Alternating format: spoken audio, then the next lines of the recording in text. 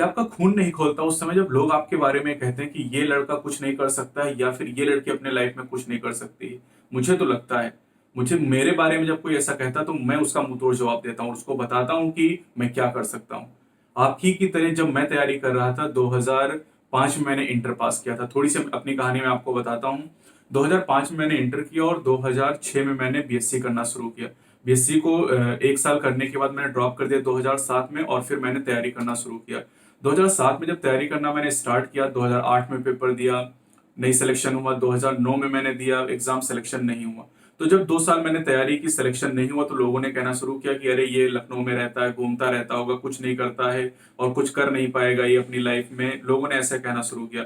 तो मेरी मम्मी से फोन पे बात हुई, उन्होंने कहा कि गांव में लोग ऐसे कहते हैं, रिलेशन में लोग ऐसे कहते हैं, आपके भी रिलेशन में रिलेशन वालों को बड़ी दिक्कत होती है। पूरे साल भर आपको फोन नहीं करेंगे, लेकिन जिस दिन आपका नीट का रिजल्ट आएगा उस दिन जरूर फोन करेंगे, और ये जानने के लिए नहीं कि आपका सिलेक्शन हुआ है, वो ये जानने के लिए फोन करते हैं कि कहीं सिलेक्शन हो तो नहीं गया है।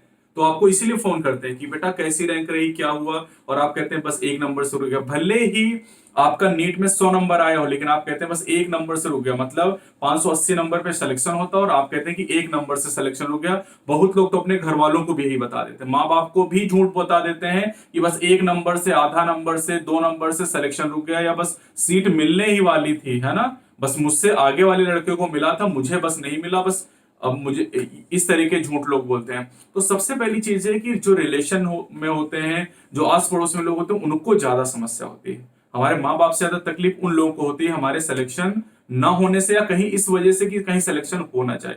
तो लोग इधर उधर की बातें किया करते। तो मेरी मम्मी से बात हुई, उन्होंने कहा कि लोग ऐसे ऐसे कह रहे हैं, और एक मेरे रिलेटिव थे, उन्होंने कहा कि अरे ये लड़का कुछ कर नहीं पाएगा। मुझे पता चला, मुझे एकदम आग लग गई, और मेरी जो एफिशिएंसी है वो 4 गुना हो गई पहले से।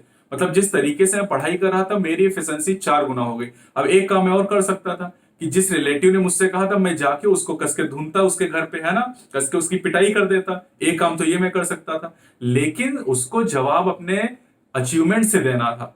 और उसी साल 2010 में जब मैंने एग्जाम दिया, तो उसी साल 2010 में सिलेक्शन हो गया। और केवल एक जगह नहीं, एमयू में, बीएचयू में, एआईपीवीटी में, एआईपीएमटी नीट हुआ करता था एआईपीएमटी के नाम से, यूपी का जो सीपीएमटी हुआ करता था, स्टेट मेडिकल एग्जाम, हर जगह सिलेक्शन हुआ। और किंग जॉर्ज मेडिकल कॉलेज, जो कि ऑल इंडिया रैंकिंग में तीसरे नंबर पे आता है, वो कॉलेज मुझे मिला। तो ये छोटी सी कहानी है कि आपको क्यों आग नहीं लगती है, क्यों तुम लोगों को बुरा नहीं लगता जब लोग तुम्हारे बारे में ऐसी बातें करते। बुरा लगना चाहिए, तुम लोगों के दिल में लगना चाहिए। जब कोई तुम्हारे बारे में कहता है कि ये कुछ नहीं कर सकता है, तो उनको क्यों नहीं करके दिखाते हो कि आप ये काम कर सकते हैं। मैं भी गांव में पढ़ा लिखा, मैं भी गांव में क्लास 8th तक पढ़ाई किया, उसके बाद भी अगर मैंने ये सब अचीव किया, मैंने एमबीबीएस कंप्लीट किया, आज मैं आप लोगों को पढ़ा रहा हूं, मेरी एक कोचिंग है, एक घर है मेरा, तो ये सब चीजें अगर मैंने अचीव की, जो कि एक गांव में यूपी बोर्ड से पढ़ा हुआ लड़का कर सकता, तो आप क्यों नहीं कर सकते। आपको तो मुझसे ज्यादा फैसिलिटी मिली हुई है। मुझे 2005 में जब मैंने इंटर किया था, तो मुझे पता भी नहीं था कि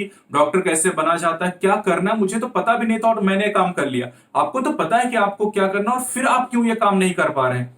कई बच्चे ऐसे जो एक एक ड्रॉप कर चुके, 2 ड्रॉप कर चुके, 3 ड्रॉप कर चुके, फिर कहानी वही की वही क्यों है? क्योंकि आपको लगता ही नहीं, आपको बुरा ही नहीं लगता है।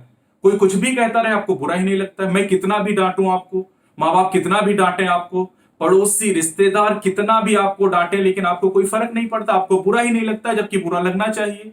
जब आपको बुरा लगेगा तभी आप काम कर पाएंगे। और ये सीख आप जरूर ले लीजिए, क्योंकि ये मैंने खुद महसूस किया है। और जिन रिलेशन वालों ने कहा था ना मेरे बारे में, आज उनसे सबसे अच्छी मेरी बनती, पता है आपको, क्योंकि उनकी वजह से मैं यहाँ पे हूँ। अगर उन्होंने इतने कड़वे शब्द ना बोले होते, मेरी मम्मी ने ना बताया होता, तो क्या मैं यहाँ पे होता आज? बिल्कुल नहीं होता। हो सकता मैं भी तैयारी किया होता, नहीं सिलेक्शन होता, कोई दूसरे काम कर रहा होता, उसमें खुश होता, या नहीं भी खुश होता, क्योंकि अचीवमेंट करना था कि डॉक्टर बनना। और अगर वो काम नहीं कर पाते तो क्या करते?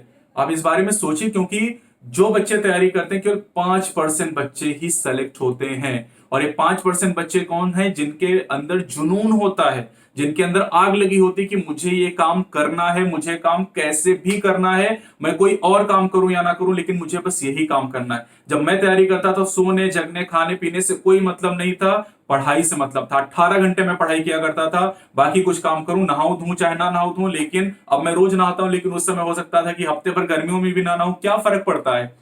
अभी तो उस समय ये था कि मुझे बस सिलेक्शन लेना है, और 2010 में उसी साल सिलेक्शन हो गया। 2009 में मेरे रिलेटिव ने मुझे कहा कि ये कुछ नहीं कर सकता, और मैंने उनको करके दिखा दिया, और आज सब रिलेटिव वालों से मेरी बहुत अच्छी बनती, क्योंकि उन्होंने, मतलब इसीलिए कहा गया था कि निंदक नियरे राखी आंगन कुटी छवाए, मतलब जो आपकी बुराई करते हैं वो आपकी भलाई के लिए एक्चुअली कर रहे हैं, वो नहीं जानते कि वो आपकी भलाई के लिए काम कर रहे हैं, लेकिन एक्चुअली ये आपकी भलाई के लिए काम है।